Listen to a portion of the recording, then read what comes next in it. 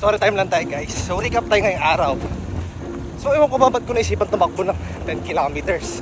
Umuulan, pagod na pagod. So start tayo kanina umaga. So ngayon umaga, inayos ko yung chart, nag-discharge ako ng puppy na kino-constipated. Then after nun may consult tayo. So yung consult na isa is inom service pa namin pambawang. So dalawang cut yun, si Dixie and si Bok. Dixie hindi maganda. So nag-fluid therapy tayo. Ganyan. And then kanina may dumaan na naman na pasyente. Si Duke. Nagkaroon ng pancreatitis. Ultrasound tayo, CBC blood. And then sobrang bago yun, tuloy-tuloy, wala tayong rest.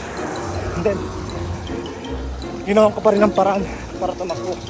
Kasi I've been on slump around 3 days na. So I wanna run tonight.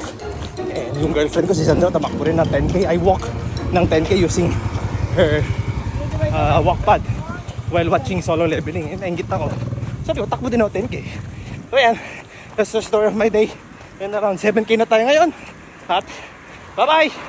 See you next video. Let's go!